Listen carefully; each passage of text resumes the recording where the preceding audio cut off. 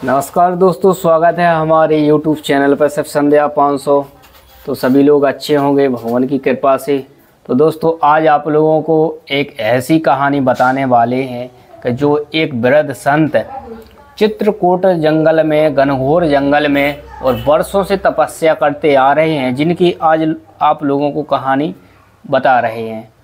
तो दोस्तों, एक ऐसे संत हैं वो जो 12 वर्ष की उम्र से ही संत बन चुके थे। 12 वर्ष की उम्र से वो एक संत जी के पास चले गए, तो उनके चेला बन गए। भजन साधना में ही उनका मन लग गया और बिल्कुल घर का त्याग कर दिया और फिर वो साधु संतों के साथ रहने लगे।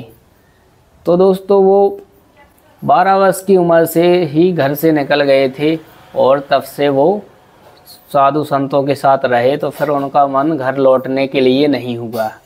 फिर वो तपस्या करते रहे और जैसी उम्र बढ़ती गई तो साधु संतों के को गुरु बना लिया उनने और भ्रमण किया पूरे भारत में, चारों धाम, और हर जगह पे वो रुके और फिर वो भी संत जी बन गए। तो वो भी भगवान की भक्ति करने लगी और फिर बहुत ही ज़्यादा उनने कठोर तपस्या की। फिर उनके जो गुरु थे वो और कहीं चले गए और ये अलग हो गए, भटक कर आए चित्रकूट में। और चित्रकूट एक ऐसा स्थान है जहाँ साधु संत भारत भूमि में कहीं भी रहे, लेकिन जब चित्रकूट पहुँच जाएं तो वहाँ से भागने का किसी का मन नहीं होता है कि ऐसी जगह है चित्रकूट धाम। तो जब वो चित्रकूट धाम में जा पहुँचे तो उन्हें बहुत अच्छा लगा। तो वो एक जंगल में टाठी घाट के किनारे जाके पहुँचे और फिर जंगल में अभी एक कुटिया बनाकर वहीं पर रहते हैं। तो सबसे पहले हमने महाराज जी से पूछा कि महाराज जी, यहाँ पर आए आप कहाँ पर पहले रुके? तो महाराज जी ने हमें बताया कि यहाँ पर आए तो सबसे पहले हम टाठी घाट पे ही रुके। अब महाराज जी से पूछा कि महाराज जी, टाठी घाट पे क्यों रुकते हैं संत लोग ज़्यादा?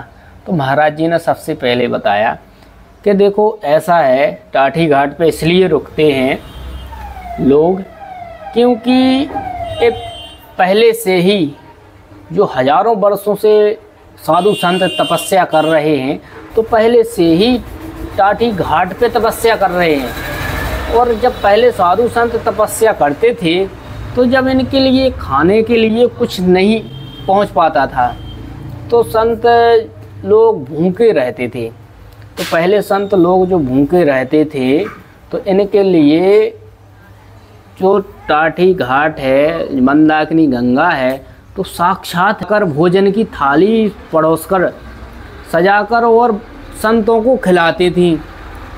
जो सच्चे संत थे उनको भोजन पवाती थी। और टाठी उसी को बोलते हैं दोस्तों, टाठी थाली को बोलते हैं। बुंदेली भाषा में, पुरानी भाषा में टाठी को थाली बोलते हैं। तो कुछ सालों वर्षों थाली पड़ोस के दी मंदाकिनी गंगा ने साक्षात से। तो ऐसा चलता रहा और फिर उसी में कई प्रकार के संत आते गए। तो एक दिन क्या हुआ, जब माता थाली परोस के लाई तो वो थाली वापसी नहीं दी। वो थाली रहती थी सोने चांदी के, उसमें जो सामान बर्तन होते थे तो चांदी के रहते थे। तो वो जब थाली वापसी नहीं दी माता को, उसी दिन से माता ने खाना देना बंद कर दिया साधु संतों। तो ये रही थी वहाँ टाठी घाट की कहानी। तो इसलिए वहाँ पर पहले से ही साधु संत रहते हैं, इसलिए आज भी वो वहीं पर रहते हैं। प्राचीन स्थान है जो मेन भक्ति का, भजन साधना का, तो वो वहीं से स्टार्ट हुआ है, टाठी घाट के किनारे। मतलब पूरी नदी पे इस पार उस पार साधु संत ही रहते थे। अब तो हालांकि पूरी जंगल में रहने लगे।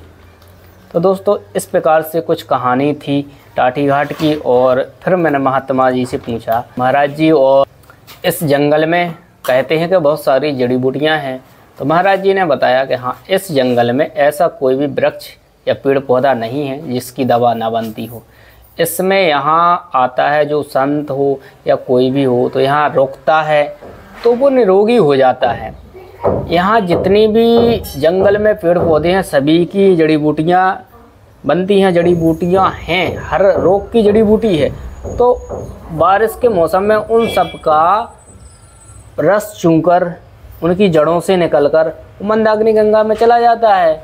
तो उससे यानी कि पूरी हर एक प्रकार के रोग की दवा निचोड़ के चली जाती है पानी में। तो गंगा के नहाने से वो निरोगी रहता है। तो यहाँ आने के बाद किसी को रोग नहीं होता है। तो यहाँ की जंगल में हर एक प्रकार की जड़ी बूटियाँ हैं और यहाँ जो आता है तो उसका मन यहीं पर लग जाता है, फिर वो वापसी भी नहीं जा पाता है।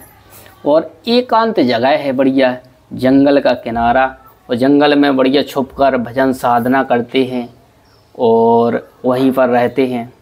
तो महाराज जी की साधारण सी कुटिया थी और महाराज जी से फिर पूछा कि महाराज जी आप भोजन थोड़ा बताएं, भोजन में कैसा बनाते हो आप? तो बोलते हैं आप जैसे लोग आ जाते हैं तो वही सेवा में लाते हैं, जो कुछ तो वही सब बना लेते हैं। तो महाराज जी ने दाल भाटा बनाया, दाल भाटा और भरता। तो दोस्तों सबसे पहले महाराज जी ने मिर्ची धना को उसको उसमें उसे भूंजा और अच्छी तरह से भूंजकर और फिर सिलवट्टा पे उसको पीसने के बाद में और फिर तैयार किया अपना जो साधारण सा मसाला है, बिल्कुल शुद्ध जो साधु संतों का भोजन होता है, खाना होता है, तो एकदम से बिल्कुल शुद्ध होता है। शुद्ध खान पान की वजह से उनका शरीर है जो स्वस्थ रहता है। और हम लोग जैसे ज़्यादा केमिकल वगैरह खाते हैं तो कई प्रकार की बीमारियां होती हैं। और जो हमारे पूर्व साधु संत हैं जो वो शुद्ध भोजन खाते हैं बनाकर। फिर महाराज जी ने क्या किया, महाराज जी ने बेसन को भूंजा, उसमें बेसन को भूंजकर और ये उस जो भाटा है तो उसी के अंदर आलू भाटा के अंदर उसके अंदर मिलाया, उसे आपकी भाषा में जो भी बोलते हों, और उनको गोल गोल मसाला पूरा उसके अंदर भर के गोल गोल और फिर उसको चूल्हे में डाल दिए। उसी के ऊपर से कंडा वगैरह और मतलब कई सारी चीज़ें उसी के ऊपर से रख दी आग से, ताकि वो अच्छी तरह से भुन जाएं, तप जाएं हैं आटे के बनाकर।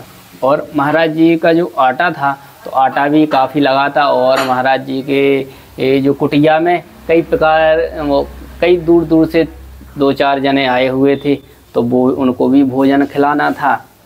तो एक भैया लोग हैं तो वो उनकी मदद कर रहे हैं, उनने आटा गूँथ कर और महाराज जी को दिया और उन्होंने बनाए।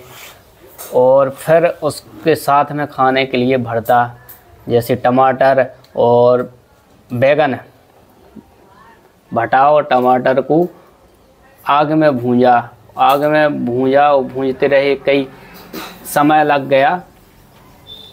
10 से 20 मिनट बाद महाराज जी ने उसको भूंजकर वापसी निकाल लिया और वापसी निकाल कर उसको अच्छी तरह से भैया को दे दिया।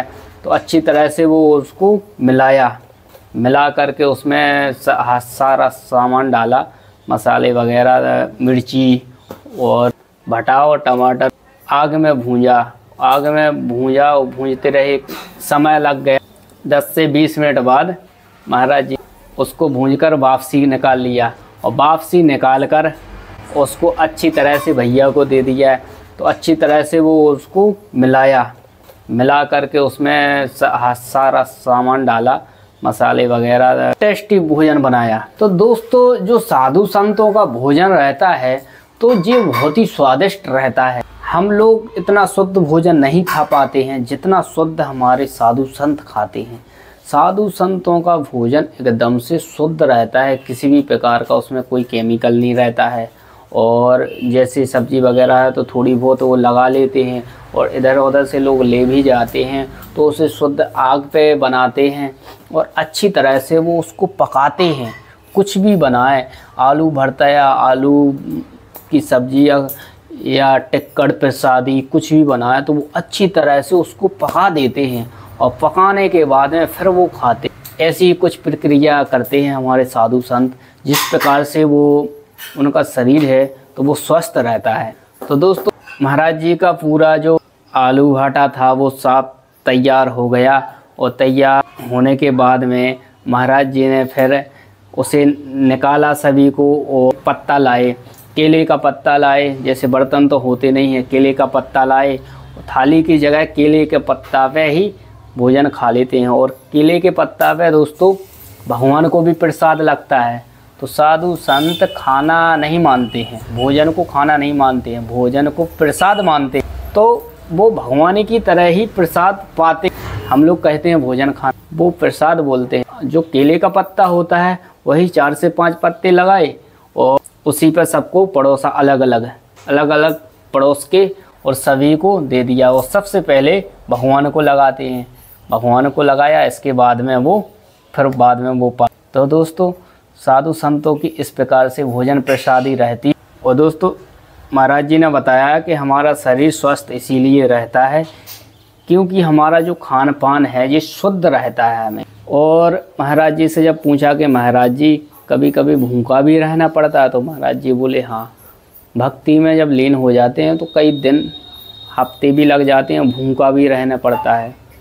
तो दोस्तों साधु संतों की कुछ इस प्रकार से कहानी रहती है।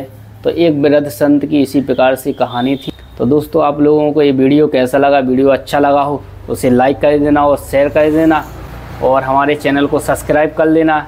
ऐसी ही साधु संतों से जुड़ी हुई कहानी आप लोगों को दिखाते रहेंगे। जय श्री राम, जय श्री राम।